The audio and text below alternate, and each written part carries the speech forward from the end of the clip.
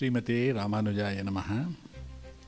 ವಸುದೇವ ಸುತಂ ದೇವಂ ಕಂಸಚಾಣೂರಮರ್ದನಂ ದೇವಿಕೀ ಪರಮಾನಂದಂ ಕೃಷ್ಣಂ ವಂದೇ ಜಗದ್ಗುರುಂ. ತಸ್ಮೈ ರಾಮಾನುಜಾರ್ಯಾಯ ನಮಃ ಪರಮಯೋಗಿನೇ ಯಶ್ರುತಿಸ್ಮೃತಿಸೂತ್ರಾಣಾಂ ಅಂತರ್ಜರಮಶೀಷಮತ್. ನಮ್ಮ ರಾಷ್ಟ್ರೀಯ ಹಬ್ಬವಾದಂತಹ ಸ್ವಾತಂತ್ರ್ಯೋತ್ಸವದ ಸಂಭ್ರಮವನ್ನು ನಮ್ಮ ಯತಿರಾಜ ಮಠದಲ್ಲಿ ಕಳೆದ 10 ವರ್ಷಗಳಿಂದ ಆಚರಣೆ ಮಾಡಿಕೊಂಡು ಬರ್ತಾಯಿದ್ದೀವಿ. ಮೊದಲನೆಯ ಸ್ವಾತಂತ್ರ್ಯೋತ್ಸವದ ಆಚರಣೆಯನ್ನು ನಾವು ತೊಂಡನೂರಿನಲ್ಲಿದ್ದಾಗ ಚಾತುರ್ಮಾಸದ ಸಂದರ್ಭದಲ್ಲೇ ಅಲ್ಲಿನ ಶಾಲಾ ಮಕ್ಕಳನ್ನೆಲ್ಲ ಸೇರಿಸಿ ಪಥಸಂಚಲನ ಮಾಡಿ ಅಲ್ಲಿ ಆಚರಣೆ ಮಾಡೋದು ಕಳೆದ 4-5 ವರ್ಷಗಳಿಂದ ಇಲ್ಲಿ ನಡೀತಾ ಇದೆ.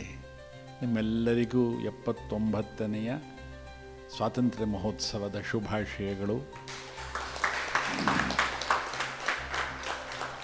ಇವತ್ತು ನಮ್ಮ ಜೊತೆ ಇಬ್ಬರು ಅತಿಥಿಗಳಿದ್ದಾರೆ, ಜಯಸಿಂಹ ಮತ್ತು ನಾರಾಯಣನ್.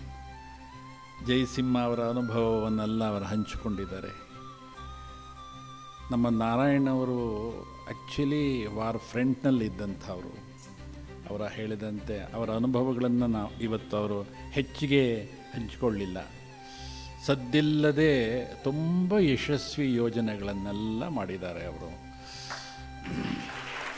ಅನೇಕ ಕಠಿಣ ಪರಿಸ್ಥಿತಿಗಳನ್ನೆಲ್ಲ ಎದುರಿಸಿದ್ದಾರೆ. ಇವತ್ತು ಅವರು ಆಡಿದಂಥ ಮಾತುಗಳು ತುಂಬ ಅರ್ಥಪೂರ್ಣವಾದಂತಹ ಮಾತು.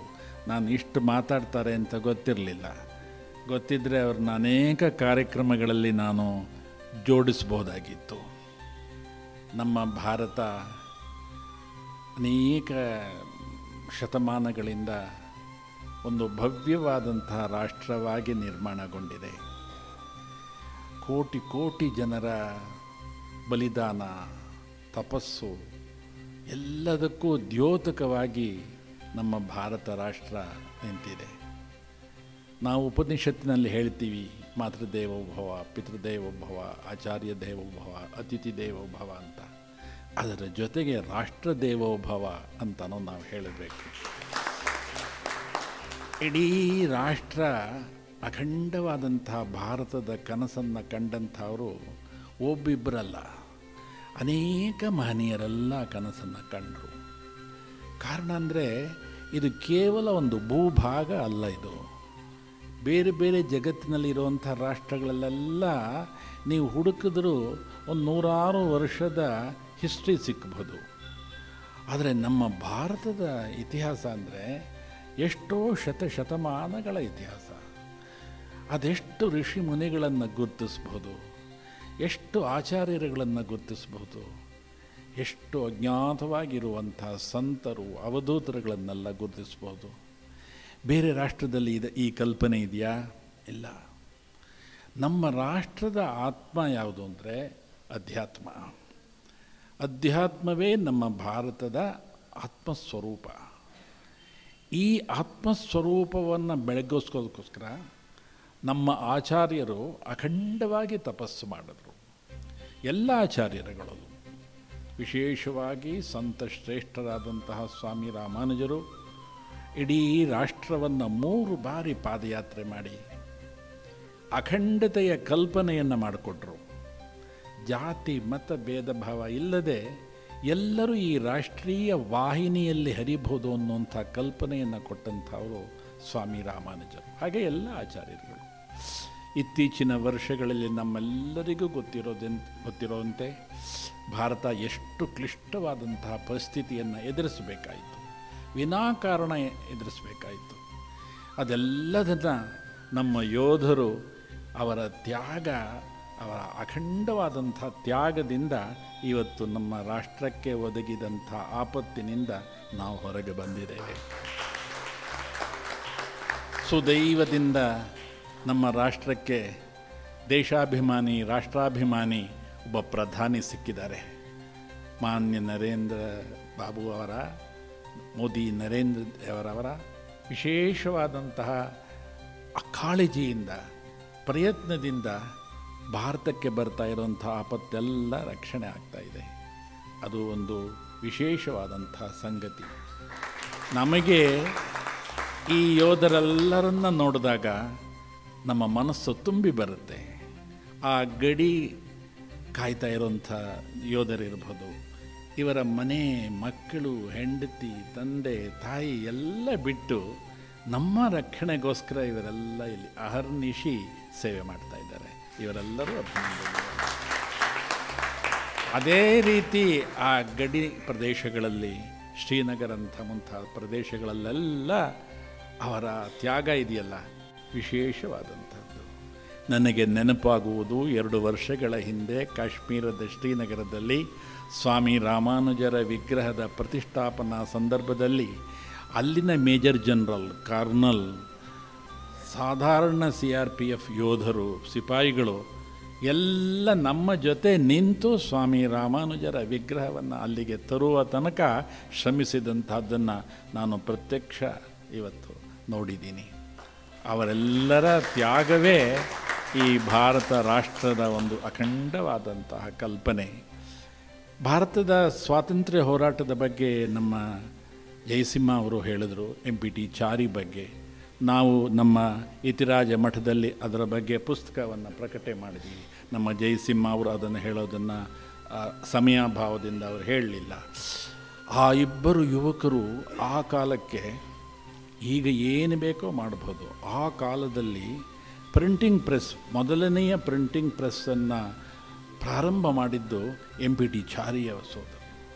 ಅಜ್ಞಾತದಲ್ಲಿದ್ದುಕೊಂಡು ಭೂಗತರಾಗಿ ನಾವು ಆ ಪುಸ್ತಕವನ್ನು ನಾವು ಪ್ರಕಟ ಮಾಡಿದ್ದೀವಿ. ನಿಮಗೆ ಪುದುಚೇರಿ ಬ್ರದರ್ಸ್ ಅಂತ ಇದನ್ನು ನಾವು ಪ್ರಕಟ.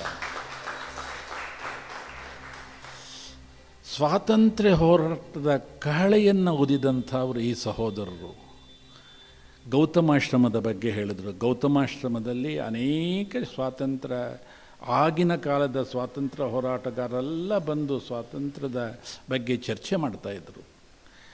ಎಂತಹ ಒಂದು ವಿಶೇಷ ಸಂಗತಿ ಅಂದರೆ, ನಮ್ಮ ಯದಗಿರಿ ಯತಿರಾಜ ಮಠದ ಪೂರ್ವಾಚಾರ್ಯರಾದಂತಹ ಉವೆ ಆಸೂರಿ GR ಸ್ವಾಮಿಯವರು ಕಾಶಿಯಲ್ಲಿ ಹೋಗಿ ಸ್ವಾತಂತ್ರ್ಯ ಹೋರಾಟದ ಬಗ್ಗೆ ಒಂದು ದೊಡ್ಡ ಪ್ರಬಂಧವನ್ನು ಮಂಡನೆ ಮಾಡಿದ್ರು.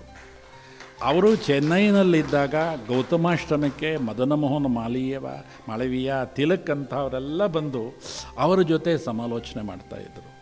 ಇದೇ ಪುದುಚೇರಿ ಸಹೋದರರ ಬಂಧುಗಳು ತ್ರಿವಿಲ್ಲಕೇಣಿಯಲ್ಲಿ ಆ ಬ್ರಿಟಿಷರ ಕಾಲದಲ್ಲಿ ಅಷ್ಟೆಲ್ಲ ತೊಂದರೆಗಳು ಇದ್ದಂಥ ಕಾಲದಲ್ಲೇ ಭಾರತ ಮಾತೆಯ ವಿಗ್ರಹವನ್ನು ತ್ರಿವಿಲ್ಲಕೇಣಿ ಬೀದಿಗಳಲ್ಲಿ ಮೆರವಣಿಗೆ ಮಾಡಿದರು.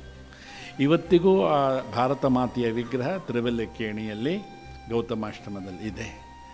ಈ ರೀತಿ ಸ್ವಾತಂತ್ರ್ಯ ಹೋರಾಟಕ್ಕೂ ನಮ್ಮ ಶ್ರೀಮಠಕ್ಕೂ ಹತ್ತಿರದ ಸಂಬಂಧ ಇರುವುದರಿಂದ ನಾವು ಎಲ್ಲರ ವಿಶೇಷ ಆಶೀರ್ವಾದದಿಂದ ಈ ಕಾರ್ಯಕ್ರಮವನ್ನು ನಾವು ಮಾಡ್ತಾ ಇದ್ದೀವಿ.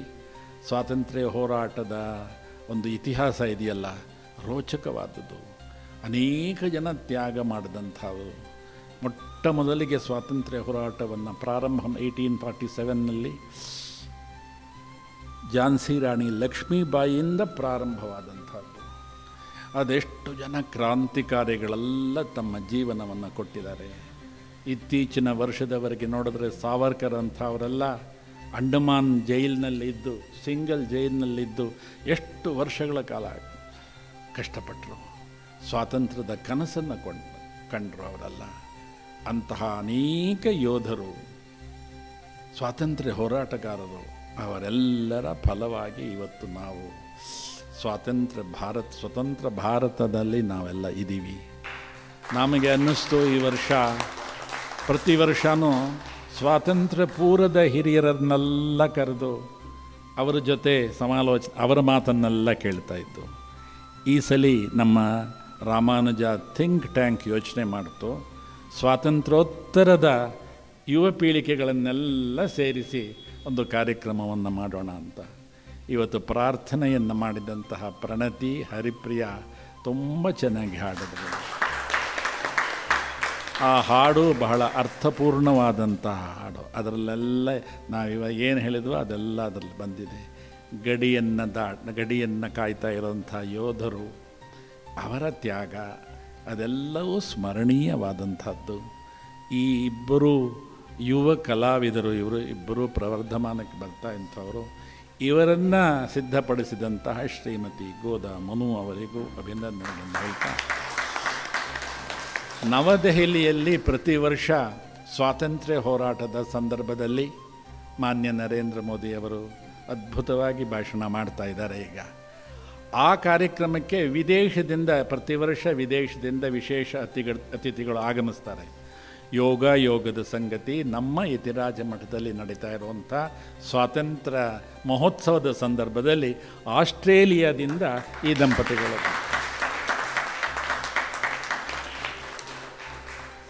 ಇವರಿಬ್ಬರು ನಿನ್ನೆ ತಾನೇ ಆಸ್ಟ್ರೇಲಿಯಾದಿಂದ ಬಂದಿದ್ದಾರೆ. ಆದ್ದರಿಂದ ಅದು ಪೂರ್ಣ ಆಯಿತು, ಸ್ವಾತಂತ್ರ್ಯ ಮಹೋತ್ಸವ ಪೂರ್ಣ ಆಯಿತು. ಇವರಿಬ್ಬರು ವಿದೇಶದ ಅತಿಥಿಗಳ, ನಮ್ಮ ಶಿಷ್ಯರೇ ಆದರೂ, ಭಾರತದವರೇ ಆದರೂ, ಅವರು ವಿದೇಶದಿಂದ ಇದಕ್ಕೋಸ್ಕರ ಬಂದು ಭಾಗವಹಿಸಿದರು. ಅವರನ್ನು ನಾನು ಈ ಸಂದರ್ಭದಲ್ಲಿ ಅಭಿನಂದಿಸ್ತಾ, ನಿಮ್ಮೆಲ್ಲರಿಗೂ ಸ್ವಾತಂತ್ರ್ಯ ಮಹೋತ್ಸವದ ಅಭಿನಂದನೆಗಳು, ಶುಭ ಹಾರೈಕೆಗಳು. ನಾವೆಲ್ಲ ಮನಸ್ಸಿನಲ್ಲಿ ಇಟ್ಕೊಳ್ಬೇಕಾಗಿರೋದು ಅಖಂಡ ಭಾರತ, ರಾಷ್ಟ್ರೀಯ ಭಾವನೆ ಅದಿದ್ದಾಗ ಮಾತ್ರ ನಮ್ಮ ಈ ಕಾರ್ಯಕ್ರಮಗಳೆಲ್ಲ ಯಶಸ್ವಿಯಾಗುತ್ತೆ. ಈ ಕಾರ್ಯಕ್ರಮವನ್ನು ಯೋಜಿಸಿದಂತಹ ನಮ್ಮ ರಾಮಾನುಜ ಥಿಂಕ್ ಟ್ಯಾಂಕಿನ ಎಲ್ಲ ಯುವ ಪ್ರತಿಭೆಗಳು,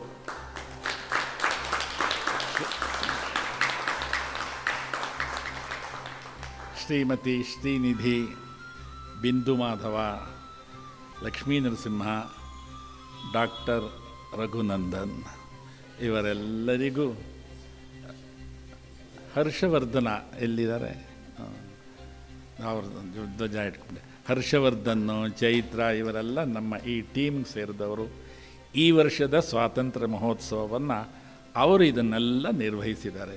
ಅವರೆಲ್ಲರಿಗೂ ಸ್ವಾಮಿ ರಾಮಾನುಜರ ಪರಿಪೂರ್ಣ ಕೃಪೆ ಇರಲಿ ಅಂತ ನಾನು ಈ ಸಂದರ್ಭದಲ್ಲಿ ಹೇಳ್ತಾ, ಮತ್ತೊಮ್ಮೆ ನಮ್ಮ ಎಲ್ಲ CRPF ಯೋಧರಿಗೆ ನಾನು ಹೃತ್ಪೂರ್ವಕವಾದಂತಹ ಅಭಿನಂದನೆಗಳನ್ನು ಹೇಳ್ತಾ ಇದ್ದೀನಿ. ನನಗೆ ಪ್ರತಿ ಬಾರಿ ಅನಿಸೋದು, ನಾವೆಲ್ಲ ಇಷ್ಟು ಸೌಕರ್ಯಗಳಿದೆ, ಪಾಪ ಅವರಿಗೆ ಅವರ ಹೆಂಡತಿ, ಮಕ್ಕಳು, ತಂದೆ, ತಾಯಿ ಅವ್ರನ್ನೆಲ್ಲ ಬಿಟ್ಟು ಪಾಪ ಇಲ್ಲಿ ನಮಗೋಸ್ಕರ, ನಮ್ಮ ರಕ್ಷಣೆಗೋಸ್ಕರ, ದೇಶ ರಕ್ಷಣೆ ಮಾಡೋದು ಒಂದು ಭಾಗ, ಇಲ್ಲಿ ನಮ್ಮ ರಕ್ಷಣೆ ಮಾಡಿಕೊಂಡಿದ್ದಾರೆ. ಅವರಿಗೂ ಆದರೆ ಆ ಯೋಧರೆಲ್ಲ ಹೇಳೋ ಮಾತು ಏನು ಅಂದರೆ, ಇಲ್ಲಿ ಬಂದು ಇಲ್ಲಿರುವಾಗ ಇಲ್ಲಿದ್ದ ಸಮಯ ಇದೆಯಲ್ಲ, ನಮ್ಮ ಇಡೀ ಸರ್ವೀಸ್ನಲ್ಲಿ ಬಹಳ ಅಮೂಲ್ಯವಾದಂತಹ ಸಮಯ, ಒಳ್ಳೆಯ ಜಾಗ, ಏನೂ ಘರ್ಷಣೆ ಸಂಘರ್ಷಗಳಿಲ್ಲ, ವಾದ ವಿವಾದಗಳಿಲ್ಲ, ಗಲಾಟೆ ಇಲ್ಲ, ಟೆನ್ಷನ್ ಇಲ್ಲ, ಲಕ್ಷ್ಮೀ ನರಸಿಂಹನ ಸನ್ನಿಧಾನ. ನಾವೆಲ್ಲಾದರೂ ಹೋದರೆ ದೇವಸ್ಥಾನಕ್ಕೆ ಹೋಗ್ತೀವಿ, ಆ ಕಲ್ಪನೆ ಅವರಿಗೆ ಬಂದಿದೆ. ಆದ್ದರಿಂದ ಅವರು ಹೇಳ್ತಾರೆ, ಇಲ್ಲಿ ನಾವು ಇರೋದು ಭಾಳ ಚೆನ್ನಾಗಿದೆ, ಆನಂದವಾಗಿದೆ ಅಂತ. ಅವರಿಗೂ ಅಭಿನಂದನೆಗಳನ್ನು ಹೇಳ್ತಾ ಇದ್ದೀನಿ. ಲೋಕ ಸಮಸ್ತ ಸುಖಿನೋ ಭವಂತು. ಶ್ರೀಮತೆ ರಾಮಾನುಜ.